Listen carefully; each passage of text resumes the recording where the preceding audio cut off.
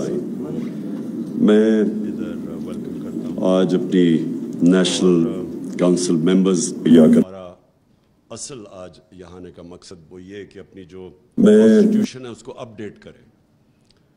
جو کامیابی کا کسی بھی آرگنائزیشن انسان اور کسی بھی ملک کی کامیابی کا جو راز ہے وہ یہ کہ وہ کانسٹنٹلی اڈیپٹ کریں, اپنی غلطیوں سے سیکھیں اور پھر چینج کریں اپنے آپ کو. جو کانسٹیٹیوشن ہے وہ بھی ایک ایسی ہے کہ وہ ہم نے بڑی آئیڈیلزم میں آج سے 26 سال پہلے کانسٹیٹیوشن بنائی تھی. پھر اپنے تجربے سے ہم ریئلائز کرتے گئے کہ کئی چیزیں پریکٹیکل نہیں ہیں اس کے اندر, اور کئی ہم بہت ہی آئیڈیلسٹک تھے, اور پھر ملک کی بھی چیزیں دیکھتے دیکھتے ہم نے چینج بھی کیا اور اڈیپٹ بھی کیا.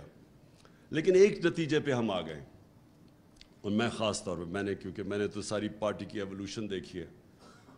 مجھے تو وہ دن یاد ہیں جب ہماری سینٹرل ایگزیکٹو کی میٹنگ جب ہوتی تھی تو مشکل سے ہمارے 25 لوگ میٹنگ میں ہوتے تھے سینٹرل ایگزیکٹو کی, اور وہ پھر ہم جب تصویر لینا چاہتے تھے نا, وہ میڈیا کے لیے تصویر دینا چاہتے تھے, تو ہمیں پھر وہ ملازم کو بھی وہاں بٹھانا پڑتا تھا تاکہ وہ لگے کہ پارٹی میں زیادہ لوگ ہیں. اور مجھے اپنی عورتوں کی تنظیم بھی بڑی اچھی طرح یاد ہے. جب ہم عورتوں کی میٹنگ کرتے تھے تو وہ بھی پھر اپنے گھر کی ملازمہ بھی لے کے آیا کرتی تھی تاکہ وہ ذرا نمبر لگیں کہ ہماری کوئی عورتوں کی بھی تنظیم ہے. تو وہ ایک ایسی پارٹی کی ایولیوشن اس کی ہوئی جو کسی اور پاکستان کی تاریخ میں پولیٹیکل پارٹی کی ایسی ایولیوشن نہیں ہوئی. ایک ہی پارٹی تھی پیپلز پارٹی جو کہ ہمارے سامنے 4 سال میں ایک دم اقتدار میں آ گئی, لیکن وہ اس پروسیس سے نہیں گزری جس پروسیس سے ہم گزرے. اور وہ جو 2 مین پارٹیز تھی, 2 پارٹی سسٹم, وہ ہمارے سامنے دونوں پارٹیز سکڑتی گئی ہیں. جو کہ فیڈرل پارٹیز تھی وہ چھوٹی ہوتی ہوتی اب رہ گئی ہیں پروونسز بھی, اس کے بھی ایک سینٹرل پنجاب میں رہ گئی ہے, انٹیریئر سندھ کی پارٹی رہ گئی ہے. تو ہمیں ان سے بھی سیکھنا چاہیے کہ کیا وجہ ہے. ایک انسان اپنی غلطیوں سے سیکھتا ہے, ایک دوسروں کی غلطیوں سے سیکھتا ہے. تو ہم نے جو سب سے چیز ریئلائز کی کہ پارٹی کبھی گرو کر ہی نہیں سکتی اگر وہ ادارہ نہیں بنتی اور اس میں میرٹ نہیں ہوتا. اور میرٹ تب آتا ہے جب پارٹی کے اندر الیکشنز ہوتے ہیں. اور ہمارا انفارچونیٹلی ہم نے بڑے ایمبیشس الیکشنز کروائے تھے. ایک بہت بڑا الیکشن کروایا 11 مہینے کا, اور اس کے اندر بڑی ہمیں مشکلات کے سامنا کرنا پڑا کیونکہ پاکستان میں کوئی پریسیڈنس ہی نہیں ہے الیکشنز کا پارٹی کے اندر. تو ہم نے اپنی طرف سے ایک پورا سسٹم ڈیولپ کرنے کی کوشش کی جو پوری طرح کامیاب نہیں ہوا. پھر ہم نے دوسری دفعہ ٹیکنالوجی کا استعمال کیا, وہ بھی انفارچونیٹلی وہ سسٹم ایسا تھا کہ پریکٹیکل جب اینڈ میں ہم نے اس کو ٹیسٹ کیا تو وہ ٹیکنالوجی وہ کامیاب نہیں ہوا. تو پارٹی کے الیکشنز کی سب سے امپورٹنٹ چیز یہ ہوتی ہے کہ جو الیکشن ہو وہ فری اینڈ فیئر ہو, لوگ سمجھیں اس کو پروسیس میں بلیو کریں. اگر آپ کا الیکٹرل پروسیس ٹھیک نہیں ہے تو بجائے وہ پارٹی کو مضبوط کرنے کی وہ کمزور کر دیتا ہے. آپس میں لڑائیاں ہو جاتی ہیں جب ایک بلیو ہی نہیں کرتے لوگ کہ یہ پروسیس ٹھیک ہوا, تو پھر اندر آپس میں پارٹی کے اندر ڈویژنز پیدا ہو جاتی ہیں, تو وہ بجائے پارٹی کو مضبوط کرنے کے کمزور کر دیتی ہے. جس طرح کرکٹ کی دنیا میں جب نیوٹرل امپائرز آئے, نیوٹرل امپائر سے پہلے بھی ایک کرکٹ کی 150 سالہ تاریخ تھی, اور نیوٹرل امپائرز کے بعد بھی جو کرکٹ دیکھتے ہیں انہوں نے ایک اس کا وہ جو فیز دیکھا ہے. نیوٹرل امپائرز آنے سے پہلے اپنے اپنے امپائرز ہوتے تھے, اور زیادہ تر کرکٹ گراؤنڈوں کے اوپر لڑائیاں ہوتی تھیں. جو ہارتا تھا وہ کہتا تھا امپائرز کی وجہ سے ہار گیا, اور بڑی بدمزگی ہوتی تھی. جب سے نیوٹرل امپائرز آئے, اور اس میں ہم پائنیئرز تھے, سب سے پہلے پاکستان نے اس کو چیمپئن کیا, اور ہم نے 1986 میں پہلی دفعہ دنیا میں نیوٹرل امپائرز کھڑے کیے. اور اس سے کیا ہوا کہ آج آپ کرکٹ کی دنیا میں دیکھیں کہ سارے جو ہارتا ہے وہ ہار ایکسیپٹ کر جاتا ہے, امپائرز کے اوپر نہیں ڈالتا, بالکل چینج آ گیا. تو اسی طرح ہمارا بھی پرابلم یہ ہے کہ ہمارا پاکستان کے الیکشنز جو ہوتے ہیں, کوئی بھی الیکشنز کے اندر سوائے 1970 کے جو بہت اچھا الیکشن ہوا تھا, اس کے علاوہ کوئی بھی الیکشن ایسا نہیں کہ جو ہارتا ہے وہ مانے کہ جی میں صاف اور شفاف الیکشنز کی وجہ سے ہارا ہوں. اسی لیے ہم نے یہ EVMs کا پوری کوشش کی. 2 سال 2.5 سال سے ہر کیبنٹ میٹنگ میں پوچھتا تھا EVMs کا پروگریس. اور ہمیں بدقسمتی سے یہ جو الیکشن کمشنر ہے اس نے پوری کوشش کی اس کو سیبوٹاج کرنے کی. اس نے حالانکہ الیکشن کمیشن کا تو کام ہے جو گورنمنٹ ایک الیکٹرل پروسیس دیتی ہے اس کو امپلیمنٹ کرے. اس نے پورا زور لگایا EVM مشینز نہ آنے پہ, اور اس کی وجہ تھی کیونکہ وہ 2 پارٹیز نے بھی اپوز کیا اس کو, اور اس کی بھی وجہ ہے کیونکہ ان کا سسٹم بنا ہوا ہے الیکشنز کی ریگنگ کا. ابھی جو یہ 20 بائی الیکشنز ہوئے, آخری 2 ہفتے ہماری پارٹی کی سب سے بڑا جو ہمارے آپس میں ہم بیٹھتے تھے اور جو سب سے بڑا کنسرن تھا اور ساری کوششیں کیا ہو رہی تھی کہ ان کو الیکشن میں دھاندلی کرنے سے کیسے روکنا ہے. کوئی دنیا میں سوچے کہ ایسی برطانیہ میں الیکشن ہو تو سوچیں کبھی یہ کوئی تصور بھی نہیں کر سکتا کہ آپ دوسروں کو دھاندلی کرنے سے کیسے روکتے ہیں. 2 ہفتے پہلے میٹنگز ہو رہی ہیں کہ کیا کیا طریقے ہیں دھاندلی کے, ہم نے روکنا کیسے ان کو.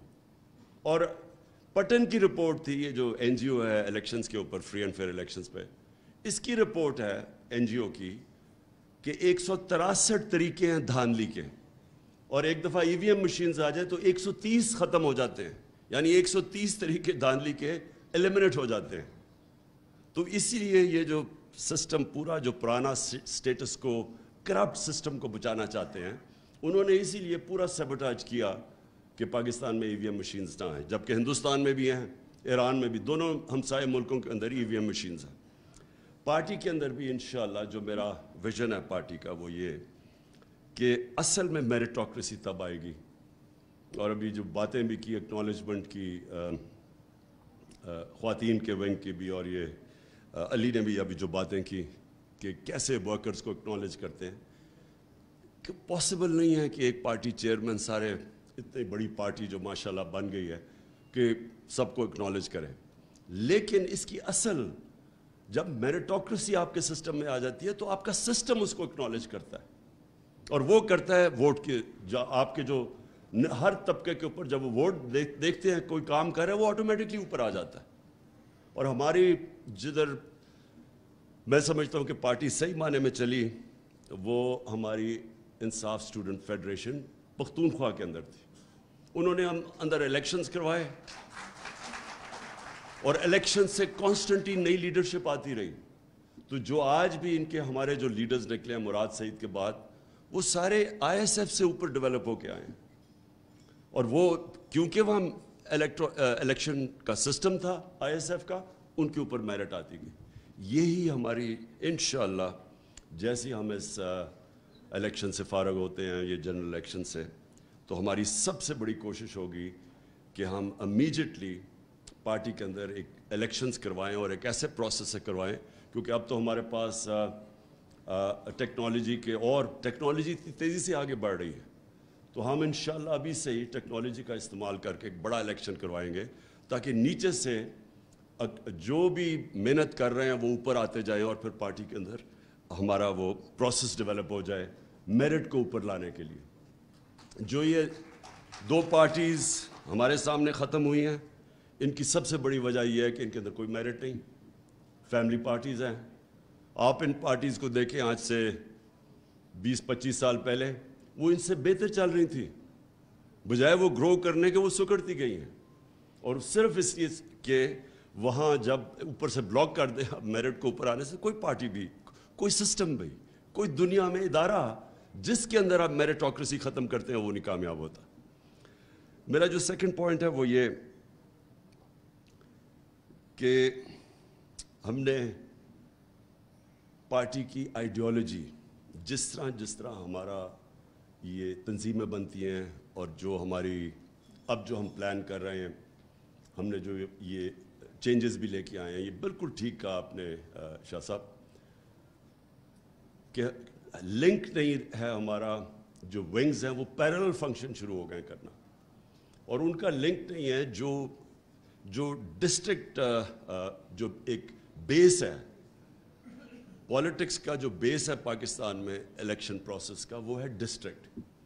تو ڈسٹرکٹ کے اندر جو تنظیمیں ہیں وہ پیرل چلنی شروع ہو گئیں.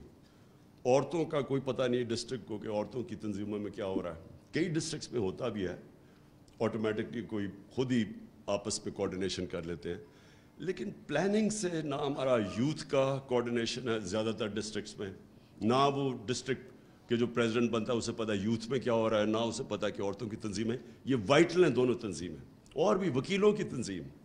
اب ہم نے ریئلائز کیا کہ وکیل وائٹل ہے ہماری پارٹی کے لیے, اور جو پارٹی کی ایولیوشن ہوئی 26 سال میں, جب ہمیں 2018 میں فیڈرل گورنمنٹ میں ہم پاور میں آئے تو بالکل ہی ڈسکنیکٹ ہو گیا پارٹی کی تنظیم کا اور گورنمنٹ کا, کیونکہ ہم پہلی دفعہ گورنمنٹ میں آئے تھے تو ہم سارے گورنمنٹ کے اوپر کانسنٹریشن ہماری ہو گئی, تو پارٹی تنظیم کے اوپر ہمارے پاس ٹائم ہی نہیں تھا.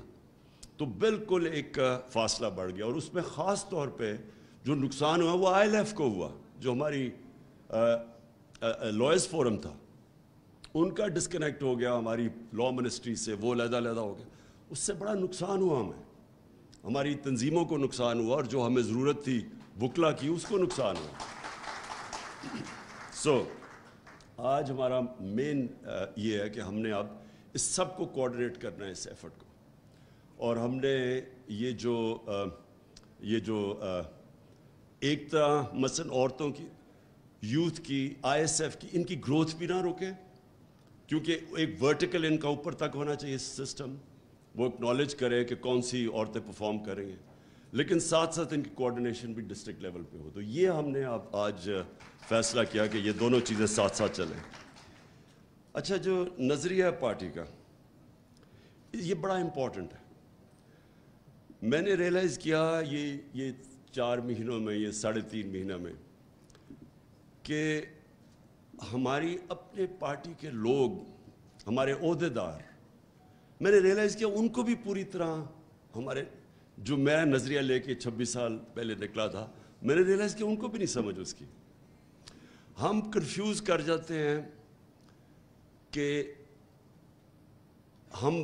ہمارا پولیٹکس میں آنے کا مقصد کیا ہے, اسے کنفیوز کر دیتے ہیں, جو کہ پاکستان میں پاور پولیٹکس ہے. پلیز یہ ریئلائز کریں, 2 مختلف چیزیں ہیں. پاکستان اگر آج مشکل میں پڑا ہوا ہے تو اس کی بہت بڑی وجہ ہماری پاور پولیٹکس ہے. پاور پولیٹکس کا مطلب کہ کوئی نظریہ نہیں ہے اس میں, وہ صرف ہوتا ہے پاور میں آنے کے لیے کیا کرو. یہ 2 پارٹیز آپ کے سامنے ایک گولڈن مثال ہے, ایگزامپل ہے کہ کیسے ان کے اندر ٹوٹل اپرچونزم ہے, پاور کے لیے کوئی نظریہ نہیں ہے ان کا. یہی 2 پارٹیز کب سے 88 سے ایک دوسرے کو برا بھلا کہہ رہی ہیں, اور برا بھلا یہ نہیں کہہ رہی کہ نظریاتی ان کے کوئی اختلافات ہیں, ان کا صرف ایک ہی ہے کہ وہ ایک کہتی تھی وہ چور ہے, دوسرا کہتے تھے دوسرا چور ہے. یہ بڑے سیریس ایلیگیشنز ہیں, کرپشن کے کیسز انہوں نے ایک دوسرے کے اوپر بنائے تھے. یہ کہہ رہی تھی کہ یہ نواز شریف نے یہ ہدایبہ پیپر مل میں منی لانڈرنگ کی, یہ کیس پیپلز پارٹی نے بنایا تھا, اور یہ سرے محل کا کیس اور جو $60 ملین پڑا ہوا تھا زرداری کا سوئٹزرلینڈ میں, یہ نون لیگ نے کیس بنائے تھے. تو یعنی 2 پارٹیز ایک دوسرے کو یہ نہیں کہہ رہے کہ ہمارا نظریاتی اختلاف ہے, یہ دونوں ایک دوسرے کو کہہ رہی تھی کہ انہوں نے پاکستان کی عوام کا پیسہ چوری کیا ہے. یہ سیریس ایلیگیشن ہے. اور ہوا کیا کہ جیسے ہی یہ واپس آئے 2008 میں, چارٹر آف ڈیموکریسی کے نام پہ دونوں نے فیصلہ کیا کہ ہماری 2 دفعہ گورنمنٹس گئی ہیں کرپشن کے اوپر, تو ہم پاگل ہیں کہ ایک دوسرے کو ہم نقصان پہنچا رہے ہیں. تو دونوں نے مل گئے, 10 سال انہوں نے مل کے ملک کو لوٹا, اور کوئی ان کی آئیڈیالوجی نہیں تھی, صرف پیسہ پرزرو کرنا تھا, پیسہ بناؤ اور پرزرو کرو. اور یہ آج آپ کے سامنے اور ہی کلیئر آ گیا کہ وہ جو ایک دوسرے کے خلاف تھے سب اکٹھے ہو گئے ہمارے خلاف, تحریک انصاف کے خلاف سب اکٹھے. کوئی نظریہ نہیں ہے اس میں, صرف انٹرسٹ ہے. اور انہوں نے جو ملک کے ساتھ کیا کہ انہوں نے ایک گورنمنٹ کو ڈی سٹیبلائز کیا, اس لیے نہیں کہ وہ گورنمنٹ کرپشن کر رہی تھی, اس لیے نہیں کہ وہ ملک کی معیشت کو صحیح راستے پہ نہیں لے کے جا رہی تھی. مہنگائی کا انہوں نے استعمال کیا کہ جی مہنگائی کی وجہ سے ہم گورنمنٹ کرانا چاہتے ہیں، عوام بڑی مشکل میں. اور جو اللہ، کیونکہ اللہ الحق ہے، سچ کا خدا ہے، اس نے ساری قوم کے سامنے یہ اپرچونزم کی سیاست ایکسپوز کر کے رکھ دی. یہ جو 4 مہینے میں 3.5 مہینے میں انہوں نے کیا ہے، یہ اب واضح ہے کہ نہ ان کا انٹرسٹ تھا اکانومی، نہ ان کا انٹرسٹ تھا مہنگائی، صرف ایک انٹرسٹ تھا NRO لینا. کوئی تیاری نہیں تھی ان کی. یعنی اگر انہوں نے پاور میں آنا ہی تھا اور اتنی سازش کر کے، تو کم از کم کوئی تیاری تو کرتے اکانومی کو ٹھیک کرنے کے لیے، کوئی روڈ میپ لے کے آتے، کوئی پلان کرتے کہ ہاں ہم آئیں گے. آتے ساتھ ہی وہ مفتاح اسماعیل بیٹھتا اور کہتا کہ یہ ہم کریں گے اور اس طرح ہم اپنی اکانومی کو اسٹیبلائز کریں گے یا اٹھائیں گے. کوئی پلان نہیں تھا. پلان صرف ایک تھا، اسمبلی میں انہوں نے کیسے امینڈمنٹ پاس کر کے تو نیب کے قانون کو امینڈ کرنا تھا، اور 1100 ارب روپیہ. یہ امیجن کریں کہ قوم ان 3.5 مہینے میں مہنگائی میں ڈوب گئی ہے، اکانومی بالکل ڈیفالٹ کی طرف جا رہی ہے. ان کی اچیومنٹ ایک ہے کہ 1100 ارب روپیہ ان کی کرپشن کا انہوں نے امینڈمنٹ پاس کر کے اس کو معاف کروانے کی کوشش کی، یعنی دوسرا NRO لینے کی کوشش کی. میں صرف سب کے سامنے ذرا یہ ان کی جو اچیومنٹس ہیں میں وہ بتانا چاہتا ہوں. NRO صرف ایک اچیومنٹ ہے، باقی یہ ذرا دیکھ لیں. جب نو کانفیڈنس موشن انہوں نے ٹیبل کیا تو پاکستان کی ایکسچینج ریٹ تھی 178 روپے. آج اوپن مارکیٹ پہ 250 روپے پہ پہنچ گئی. انٹرسٹ ریٹ، یہ بڑا امپورٹنٹ ہے انٹرسٹ ریٹ، کیونکہ بزنس ایکٹیویٹی چلتی، جتنا آپ انٹرسٹ بڑھاتے جائے بزنس ایکٹیویٹی کم ہو جاتی ہے، لوگوں کے پاس پیسہ نہیں ہوتا انویسٹ کرنے میں. 11% تھا مارچ میں، آج ہے 15.5%. جو ہماری ٹیکس کلیکشن تھی، ریکارڈ ٹیکس کلیکشن ہوئی پاکستان کی تاریخ میں.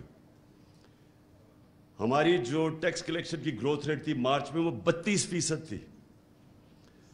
اب جولائی کے اندر وہ آ گئی ہے 10% پہ گروتھ، یعنی کہ جو پیسہ اب اکٹھا ہو رہا ہے وہ گورنمنٹ کے پاس کم ہوتا جا رہا ہے. ہماری جو ایکسپورٹس ہیں اور ہماری جو ریمیٹنسز ہیں، دونوں کی ٹرینڈ نیچے آنا شروع ہو گئی. یعنی کہ جو ڈالرز، اصل کرائسس کیا ہے، ملک میں ڈالرز کی کمی ہو گئی. تو جو چیزیں ہماری دور میں ریکارڈ ڈالرز آ رہے تھے پاکستان میں، ریمیٹنسز ریکارڈ پہ تھی، ایکسپورٹس ریکارڈ پہ تھی، وہ دونوں کے اندر کمی آنی شروع ہو گئی ہے. یہ سب سے خطرناک چیز اس لیے ہے کہ یہ ہمیں لے کے جا رہی ہے اب ڈیفالٹ کی طرف. اس کے بعد جو ان کی وجہ سے ڈالرز، اصل بیرونی جو خسارہ ہے وہ سب سے زیادہ تنگ کرتا ہے ہمیں. مارچ کے اندر جو بیرونی خسارہ تھا وہ $500 ملین تھا، آج 2.6 ارب ڈالر پہ پہنچ گیا بیرونی خسارہ. جو لوگوں کے لیے جو انہوں نے سب مہنگائی مارچ سب کچھ کیا کہ مہنگائی بہت زیادہ ہے. آج ذرا سن لیں کہ SPI مارچ کے اندر 17% تھی. اب یاد رکھیں کہ یہ ہم بھی IMF پروگرام میں تھے. یہ جو انٹرنیشنل کموڈٹی سپر سائیکل، یعنی جو قیمتیں اوپر گئی تھی تیل کی، وہ ہمارے دور میں بھی چلی گئی تھی. اس کے باوجود ہمارا جو SPI انفلیشن تھی، جو مہنگائی تھی، وہ 17% تھی، آج 38% ہے، 38%. اور جو گروتھ، جو یہ بھی خطرناک ہے، جو ہم نے ان دونوں حکومتوں سے کرونا کے باوجود سب سے زیادہ نوکریاں ہمارے دور میں دی گئی تھیں. امپلائمنٹ ہمارے دور میں سب سے زیادہ تھی، بلکہ فگرز آئی تھی ورلڈ بینک کی کہ بر صغیر کے اندر جس ملک میں سب سے کم بے روزگاری تھی وہ پاکستان تھا. اب گروتھ ریٹ جو ہمارے آخری سال میں 6% تھی، اب وہ پہنچ گئی، اب وہ پروجیکٹ ہو رہے 2.3% پہ. اس کا مطلب اکانومی کانٹریکٹ کرے گی، اس کا مطلب ٹیکس کلیکشن کم، اس کا مطلب بے روزگاری زیادہ. ریزروز جب نو کانفیڈنس موشن یہ انہوں نے درج کیا تھا، ٹیبل کیا تھا پارلیمنٹ میں، تو ہمارے ریزروز تھے 16.4 ارب ڈالر. آج وہ پہنچ گئے ہیں 8.5 ارب ڈالر، تقریباً آدھے ہو گئے. तेल, ये ज़रा बड़ा इम्पोर्टेंट है आप सब के लिए कि अब मुझे याद है 12 रुपए हमने तेल की कीमत बढ़ाई थी, तो बिलावल ने कम पे टांगने वाली महंगाई मार्च शुरू कर दी थी सिंध से कि वो पता नहीं पब्लिक कितनी निकलेगी, 12 रुपए पे। अब ये सुने ज़रा, हमारे दौर पे जो तेल था इंटरनेशनल मार्केट में वो $110 का था। इंटरनेशनल मार्केट में हमारे दौर तेल $110 का था। हम जो पेट्रोल बेच रहे थे वो 150 रुपए लीटर था, पेट्रोल 150 रुपए लीटर और डीजल 144 रुपए लीटर। इंटरनेशनली तेल की कीमत थी $110। आज इंटरनेशनली तेल की कीमत है $95 और डीजल बिक रहा, पेट्रोल बिक रहा है 227 रुपए लीटर और डीजल है 244 रुपए लीटर, जबकि आपके सामने। और उसके अलावा जो आम लोग इस्तेमाल करते हैं कुकिंग ऑयल, घी, उसकी कीमत नीचे आ गई है इंटरनेशनल मार्केट में, लेकिन यहाँ 200 रुपए ऊपर चली गई है घी या कुकिंग ऑयल की कीमत। जो और बड़ी ख़तरनाक चीज़ है वो है large scale manufacturing, industrial growth, जो जिसकी वजह से नौकरियाँ मिलती है, ग्रोथ रेट बढ़ती है। तो हमारी मार्च के अंदर, ये बड़ा इंपॉर्टेंट है आपके लिए, लार्ज स्केल मैन्युफैक्चरिंग की ग्रोथ 26% थी। आज वो मई के अंदर वो 10% पे आ गई थी, 26 से 10% पे, और आगे जो हालात नज़र आ रहे हैं वो इससे भी नीचे आएंगे। बिजली लोड शेडिंग हमारे दौर में और आज कंपेयर कर लें, अब लोड शेडिंग किधर है। कहने का मेरा मकसद ये है कि जब इन्होंने ये साजिश के तहत हमारी गवर्नमेंट गिराई थी तो पाकिस्तान में कौन सा बड़ा क्राइसिस आया था, क्या ज़रूरत पड़ी थी उन लोगों को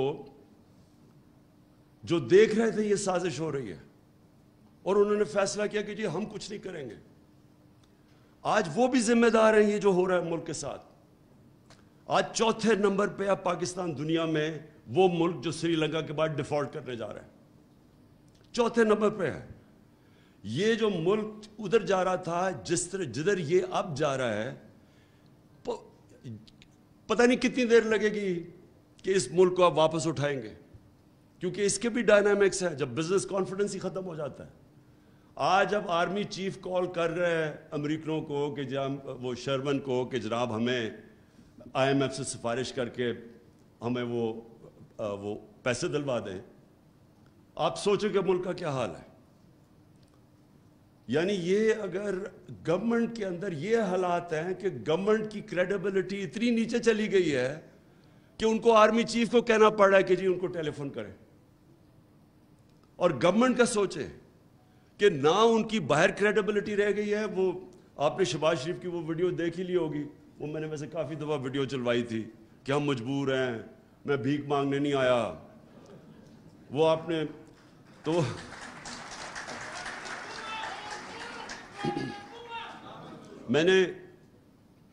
मुझे खुशी ये हुई कि यहाँ कई ऐसे लोग थे जो समझते थे कि वो इश्तिहार देख के ना, क्योंकि शहबाज शरीफ ने 50 अरब रुपया तो इश्तिहारों पे ही खर्च किया था, वो इश्तिहार देख के समझते थे कि इससे बड़ा जीनियस आया ही नहीं है कभी पाकिस्तान में। वो यहाँ ऐसे लोग थे। अब वो मैं सोचता हूँ कि जो हालात किए हैं, अल्लाह वो सच वाला खुदा, उसने ज़्यादा देर नहीं इसकी असलियत बता दी पब्लिक को कि असल में असलियत क्या है। असलियत ये है इनकी कि ना इन्होंने आज तक कभी इस मुल्क की इकॉनमी को उठाया है, ना इन्होंने इस मुल्क के अंदर कभी भी कोई इस्लाहात की हैं, ना इन्होंने कभी मुल्क के फ्यूचर का सोचा। ये हम पहली दफ़ा हमारी गवर्नमेंट थी जिसने बिलियन ट्री सुनामी शुरू की, दरख्त माहौलियत का सोचा। किसी ने सोचा ही नहीं था माहौलियत का। यहाँ माहौलियत का सोचना तो दूर की बात है, इन्होंने जो पुराने हम अंग्रेज़ के बनाए हुए थे जंगल वही कटवा दिए। वो जो छांगा मांगा जंगल हमें अपनी बचपन में याद है, वो चीचावती, ये इधर जंगल था हमारा कुंदिया में, मियाँवाली में, ये सारे जंगल ख़त्म हो गए इनके दौर में। कोई किसी ने ना प्लानिंग की کہ آگے ہمارے آنے والی جنریشنز کے لیے کیا ہے. 50 سال میں کوئی ڈیمز ہی نہیں بنی. یہ پہلی دفعہ ہماری گورنمنٹ نے آگے سوچا فیوچر جنریشنز کا, کیونکہ انہوں نے کبھی بھی آگے نہیں سوچا. یہ جو آج بجلی کا کرائسس آیا ہوا ہے, انہوں نے یہی نہیں سوچا کہ ہم اپنے جو بجلی بنائیں وہ اپنی لوکل ریسورس پانی پہ بنائیں جدھر ہماری ایڈوانٹیج ہے. انہوں نے بجلی وہ کمیشنز کے اوپر باہر سے امپورٹڈ فیول کے اوپر بنا دی. اب پیسہ ہی نہیں ہے امپورٹڈ فیولز یعنی کوئلہ, LNG, جو تیل ہے, ہمارے پاس پیسہ ہی نہیں ہے, فورن ایکسچینج ہی نہیں ہے کہ وہ امپورٹ کرے. تو بجلی گھر بنے ہوئے ہیں, ان کے پیسہ بھی ہم دے رہے ہیں, کیپیسٹی پیمنٹس. بجلی بنائیں یا نہ بنائیں ہم ان کو پیسے دے رہے ہیں, لیکن ہمارے پاس پیسہ ہی نہیں ان کو چلانے کے لیے. لہٰذا لوڈ شیڈنگ کی سارے ریکارڈ ٹوٹ گئے. یہ وہ لوگ ہیں, یہ دونوں پارٹیز. آپ 90s میں دیکھیں, ڈاکٹر عشرت حسین نے کتاب لکھی ہوئی ہے, اس کتاب میں انہوں نے بتایا ہے کہ کیسے ہندوستان پھر بنگلہ دیش 90s کے بعد ہمارے سے دونوں ملک آگے نکل گئے. اور وہ کیوں نکلے؟ وہ اس لیے نکلے کہ وہاں پھر ان کی گورنمنٹس ٹھیک ہو گئی اور ہمارے یہ دو فیملیز آگے ملک کو لوٹنے کے لیے. ان کی دولت کا ان کو خود بھی نہیں پتا کتنا ہے. انہوں نے جتنا پیسہ بنایا, میں گارنٹی کرتا ہوں ان کو پتہ ہی نہیں ان کے باہر کتنے بلینز آف ڈالرز پڑے ہوئے ہیں. لیکن ملک کا حال یہ ہے کہ جس ملک نے تیزی سے ان سے آگے ترقی کر رہا تھا, وہ ملک کا آج یہ حال ہے کہ 4تھے نمبر پہ انہوں نے پہنچا دیا ہے, وہ ملک جو ڈیفالٹ کرنے جا رہے ہیں. میں ایک چیز ضرور آگے اپنی پارٹی کی طرف سے, پہلے تو ہم اپنی تجویز دیں گے. دیکھیں, کبھی بھی اس ملک کے اندر ہمیں کبھی اجازت نہیں دینی چاہیے کوئی اس ملک کی قیادت کرے جس کا سب کچھ پاکستان میں نہ ہو. یہ کیا وجہ ہے کہ آپ پاکستان کے پرائم منسٹر بننا چاہتے ہیں, وزیر بننا چاہتے ہیں, پیسہ آپ نے ملک سے باہر رکھا ہوا ہے. بچے کہتے ہیں ہم پاکستان کے شہری نہیں ہیں, ہم برٹش پاسپورٹ ہولڈر ہیں, اس لیے جواب دہ نہیں ہیں. اربوں روپے کی پراپرٹیز میں یہ رہتے ہیں وہاں. جو یہ حسن, کیونکہ میں تو لندن جانتا ہوں, جو پراپرٹیز میں یہ رہتے ہیں وہ بلینز کے اندر ہے. میں آپ کو گارنٹی کرتا ہوں کہ برطانیہ کا کوئی پرائم منسٹر افورڈ نہیں کر سکتا ان علاقوں میں رہنے میں جدھر یہ اور اس کے بچے رہ رہے ہیں. برطانیہ کا 6 کروڑ آبادی ہے, ہماری 22 کروڑ ہے, اس کی 6 کروڑ, ان کا 50 گنا زیادہ ہمارے سے GDP ہے. ان کی سالانہ آمدنی 50 گنا ہمارے سے زیادہ ہے. ان کا کوئی پرائم منسٹر نہیں رہ سکتا مے فیئر اور ہائیڈ پارک میں جس طرح یہ نواز شریف اور اس کے بچے رہ رہے ہیں. اور ایک نہیں بتا سکتے کہ پیسہ کیسے گیا پاکستان سے باہر. تو کیا وجہ ہے کہ ہمارا ملک, کہ ہمارے ملک کی لیڈرشپ, ایلیٹ ملک سے باہر سارا پیسہ باہر رکھتے ہیں, باہر پراپرٹیز ہیں, باہر آف شور اکاؤنٹس ہیں, اور ملک کی قیادت بھی کرنا چاہتے ہیں. اگر آپ کے پاس آج باہر, آپ ملک کے باہر پیسہ رکھا ہوا ہے تو 3 وجوہات ہیں. ایک کہ چوری کا پیسہ, کرپشن کا پیسہ ہے, آپ کو چھپانا پڑتا ہے, کیونکہ اگر آپ ملک میں رکھیں گے تو وہ نظر آ جائے گا, اس لیے آپ کو ملک سے باہر بھیجنا پڑتا ہے. زیادہ تر ڈیولپنگ ورلڈ کے اندر ایلیٹس اس طرح پیسہ باہر بھیجتی ہے, کیونکہ وہ اربوں میں جب پیسہ بناتی ہیں تو وہ تو بستر کے نیچے نہیں چھپ سکتا. وہ کبھی کبھی کوئی, وہ جس طرح کوئی سندھی پولیٹیشین تھا, اس کے گھر کے اندر ہی سونا پتہ نہیں کتنا ملا, عموماً وہ باہر بھیج دیتے پیسہ. یا پھر آپ ٹیکس بچانا چاہتے ہیں, اس لیے آپ پیسہ باہر بھیج دیتے ہیں, یہ بھی بڑے بزنسز بھیجتی ہیں. لیکن تیسرا ایک کیٹیگری ہے جو ایک سمجھتی ہے کہ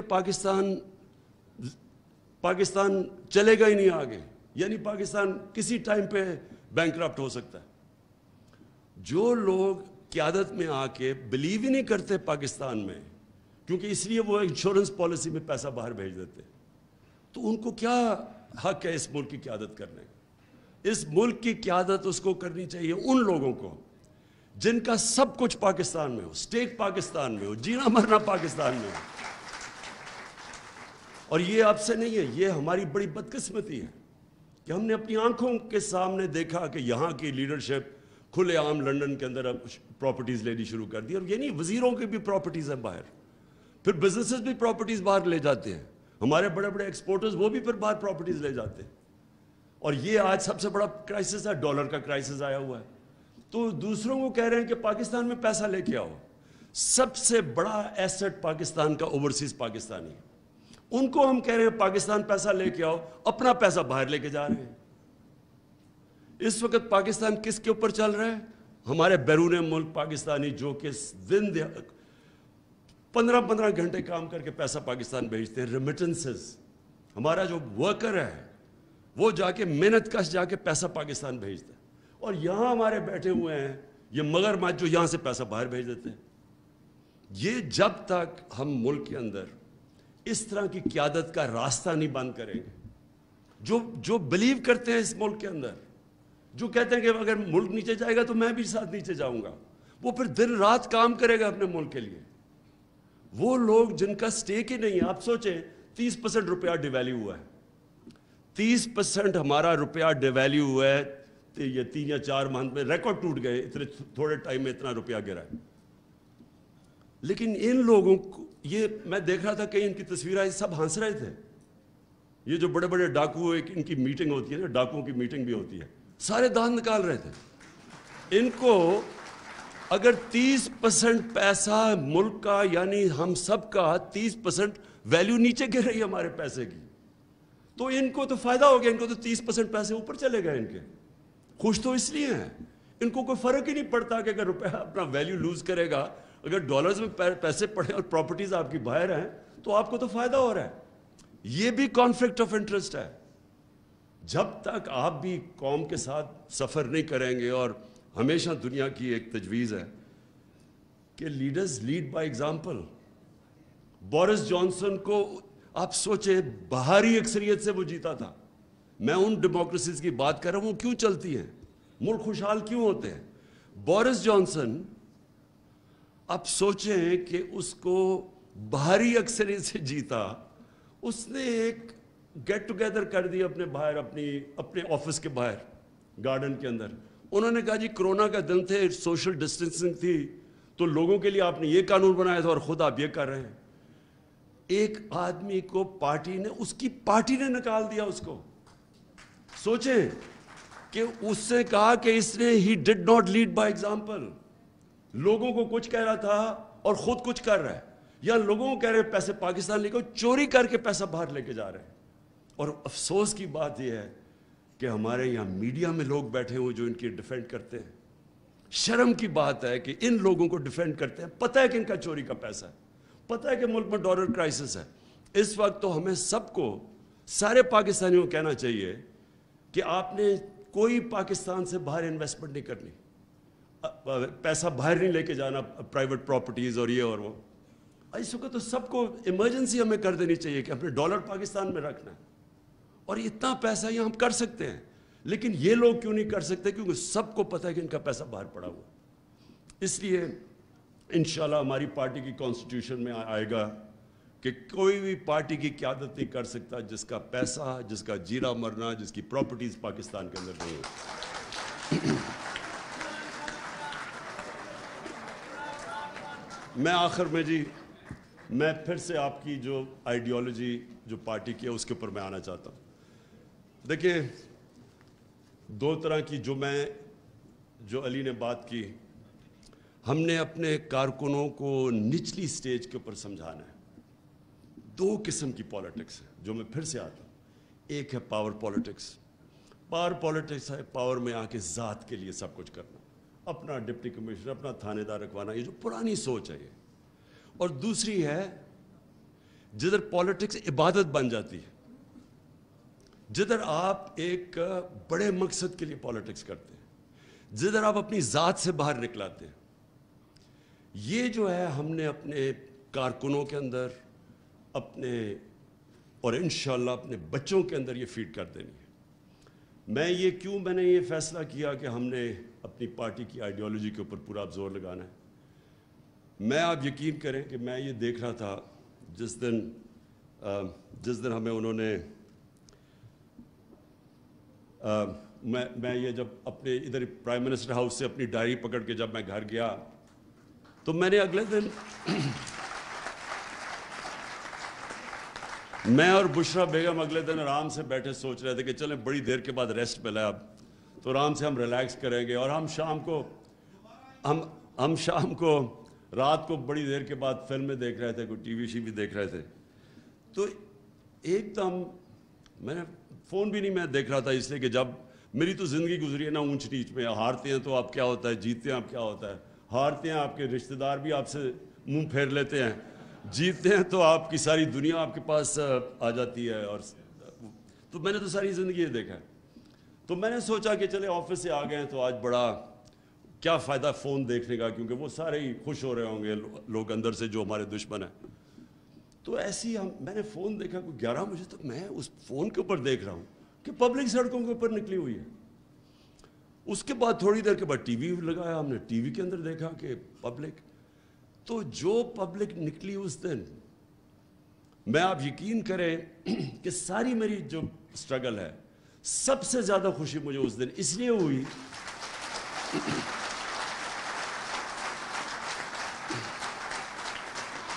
کہ اس لیے کہ دیکھیں کامیابی کیا ہوتی ہے. میرے لیے کامیابی کیا ہے؟ میرے لیے کامیابی پرائم منسٹر ہاؤس. میں یہ شاہ محمود کو کہتا ہوں کہ میں زندگی میں کبھی اتنی مشکل نہیں گزاری جو 3.5 سال میں نے گزاری تھی. یعنی اتنا مشکل تھا وہ, کیونکہ ہر روز کوئی نیا مسئلہ آ جاتا تھا اور کوئی چھٹیاں نہیں تھی. 5 دن گھر سے باہر رات کو کھانے بھی کھائے 3.5 سال میں, کئی چھٹیاں, ہالیڈیز کچھ نہیں. لیکن یہ جو مجھے خوشی ملی کہ جب آپ دیکھتے ہیں کہ آپ کی قوم کے اندر شعور آ گیا ہے, جب ایک ہجوم قوم بن گئی ہے, یہ مجھے خوشی ملی کہ دیکھیں پاکستان کو پتہ ہی نہیں کہ پاکستان کتنا طاقتور اللہ نے بنایا. ہمیں اپنی طاقت کا ہی نہیں پتا. ہم وہ لوگ ہیں جن کو سمجھ ہی نہیں ہے کہ یہ کتنی بڑی نعمت ہے یہ ملک. ہم وہ ہیں جن کے اندر کوئی کبھی سمجھ نہیں آئی نظریہ پاکستان کیا تھا. پاکستان کا مطلب کیا, لا الہ الا اللہ, اور لا الہ الا اللہ کا راستہ وہ ہے اور ہم اس راستے پہ نکلے ہوئے ہیں. جو قوم کیسے بننی تھی, تیرا میرا رشتہ کیا, لا الہ الا اللہ. کیونکہ وہ کیا تھا کہ وہ قوم کو اکٹھا, جب آپ کا نظریہ ہوگا تو آپ نیشن بنیں گے نا. نظریہ تو وہ ہے, سمپل نظریہ ہے ہمارا. اسی کے اوپر مدینہ کی ریاست میں نبی صلی اللہ علیہ وسلم نے سب کو اکٹھا کیا تھا, سب انسانوں کو اکٹھا کیا تھا. مساق مدینہ میں, اس میں وہاں کرسچنز بھی تھے, اس میں یہودی بھی تھے, ان سب کو انہوں نے کمیونٹی میں بنا دیا تھا, انسانوں کو اکٹھا کیا تھا. اس لیے ان کو رحمت العالمین کہتے ہیں, سب انسانوں کے لیے رحمت بن کے. ہم نے کبھی اس کے اوپر کوئی تبصرہ کیا, نہ سوچا کہ یہ کیوں بنا تھا ملک, کیوں ہندوستان کے مسلمانوں نے پاکستان کو ووٹ دی تھی, کیونکہ وہ ایک بڑا پاکستان کا, اس کے اوپر آئے نہیں. اور آہستہ آہستہ ہم ادھر نکل گئے جدھر یہ جو آج ہمارے حالات ہیں. اس سے ہم نکلیں گے یہ نظریے کی وجہ سے, جب پاکستانی یہ ریلائز کر لیں گے کہ ہم ایک بڑے مقصد کے لیے بنے تھے اور ہم ایک قوم ہیں. تو قوموں کے لیے یہ قرضہ اتارنا کوئی مشکل کام نہیں ہے. آپ کے اس وقت 1 کروڑ باہر پاکستانی ہیں, 1 کروڑ ہم باہر پاکستانی. جس دن ہم نے ان کو موبلائز کر لیا, یہ قرضہ آسانی سے آپ کا اتر جائے گا. کیونکہ میں تو جانتا ہوں پاکستانیوں کو, میرا سب سے زیادہ کنیکشن ہے. وہ لوگ ہیں جو کہ ہمیں شارٹ ٹرم کے اندر یہ جو ڈالر ڈیفیسٹ ہے ہمارا وہ اتار دیں گے, لیکن وہ تب جب ان کو پرائیڈ ہوگی اپنے ملک سے. اس وقت ان کو ملک نہیں نظر آتا. یہ جب اوپر چور سارے اکٹھے دیکھتے ہیں, روگز گیلری کو اکٹھا دیکھتے ہیں آپ, تو قوم نہیں لگتی, لوگ ڈر جاتے ہیں. ریمیٹنسز گر رہی ہیں ہماری, کیونکہ ان کو کانفیڈنس چلا گیا. روشن ڈیجیٹل پاکستان میں جو گرو کر رہا تھا وہ نیچے چلا گیا. بیرون ملک پاکستان میں کانفیڈنس نہیں ہے اس وقت. یہ جب کانفیڈنس آ گیا, آپ یقین کریں کہ یہ ہم سارے کرائسس سے نکل جائیں گے. اس لیے انشاءاللہ ہم نے اپنی آئیڈیالوجی لوگوں کو بتانی ہے. میں نے جب یہ کیمرے جاتے ہیں, جب ہم کال دیتے ہیں, یہ کبھی بھی نہیں ہوا پاکستان میں, کال دیتے ہیں پبلک سڑکوں پہ آ جاتی ہے. وہ جب یہ الیکشن کا سپریم کورٹ میں رزلٹ آیا تو ہم 9:30 بجے تھے رات کے. میں نے سوچا اب چلو کل انوائٹ کرتے ہیں لوگوں کو ہم سیلیبریشن کے لیے. وہ میں جب تک گھر پہنچا ہوں تو میں دیکھا وہ ساری پبلک خود ہی سڑکوں کے اوپر آ گئی. تو یہ ملک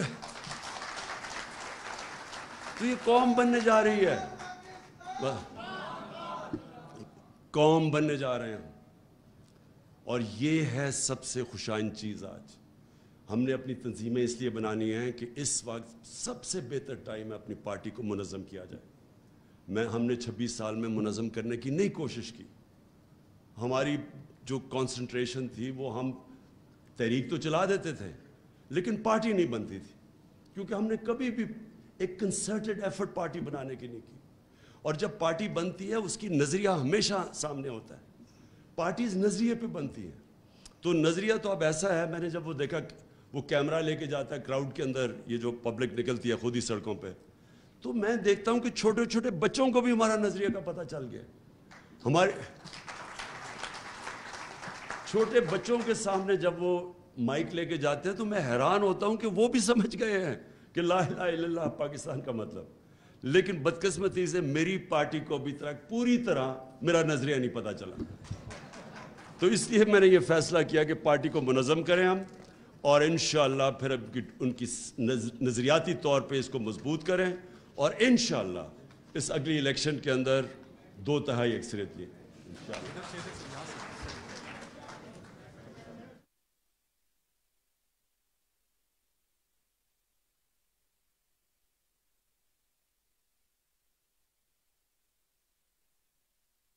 के लिए जो इलेक्शन कमीशन के ऊपर